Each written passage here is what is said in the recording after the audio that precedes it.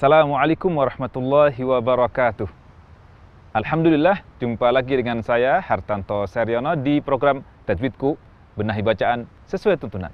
Disebabkan oleh sifat syiddah dan sifat jahr, huruf-huruf hijaiyah akhirnya memiliki sifat yang lain, yaitu qalqalah sebagai solusi dari syiddah dan al-jahr.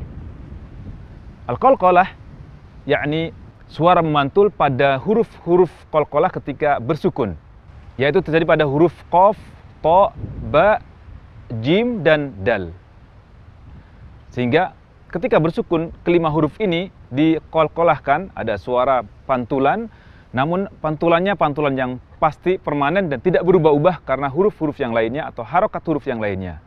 Misalnya huruf qaf, aku, lalu huruf ta, ato, huruf ba, ab, huruf jim, aj, dan huruf dal, ad. Kelima huruf ini bersifat al-qalqalah. Dalam mengucapkan qalqalah ada hal yang perlu diperhatikan agar pengucapan qalqalah benar-benar tepat sebagaimana yang diharapkan. Di antara beberapa kesalahan yang mungkin terjadi di tengah-tengah kita adalah yang pertama, mengucapkan qalqalah namun bunyi qalqalah cenderung ke harakat.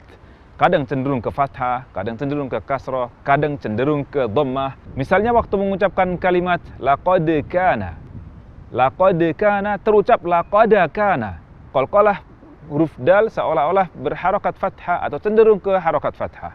Ini tidak boleh terjadi demikian. Sehingga laqad kana dal cenderung ke bunyi fathah tidak tepat. Yang tepat laqad kana. Atau kadang cenderung ke dhammah, misalnya waktu mengucapkan kata tubtum, terucap menjadi tubutum. Qalqalah ba cenderung ke dhammah, ini juga tidak dibenarkan. Harusnya tubtum. Atau cenderung ke kasrah, misalnya waktu mengucapkan kata Ibrahim, bunyi qalqalah terucap Ibrahim, cenderung ke kasrah. Seharusnya bunyi qalqalah tidak dipengaruhi oleh harakat-harakat ini, sehingga yang tepat pengucapan Ibrahim, Ibrahim. Kesalahan kedua, mengucapkan qalqalah dengan menambahkan bunyi hamzah di akhirnya. Misalnya waktu mengucapkan kata ahad, terucap ahad. Ahad dengan menutup pita suara kita setelah bunyi qalqalah, artinya menambahkan hamzah, menambahkan huruf dalam Al-Quran. Jadi ahad, pita suara kita menutup, artinya menambah huruf hamzah. Seharusnya ahad, ahad. Ini kesalahan yang kedua.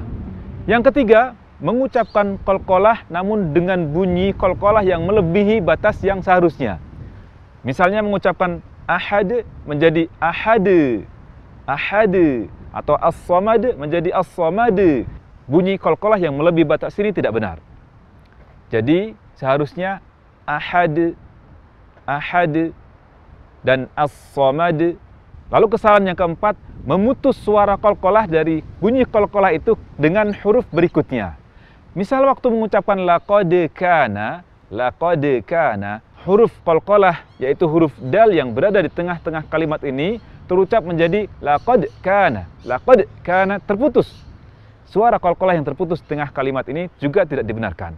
Sehingga pengucapan qalqalah yang tepat tidak cenderung ke harakat, baik fathah, kasrah ataupun dhammah, juga tidak ditambah dengan hamzah, juga tidak dipanjangkan melebihi kadar yang seharusnya, juga tidak terputus dengan suara huruf berikutnya.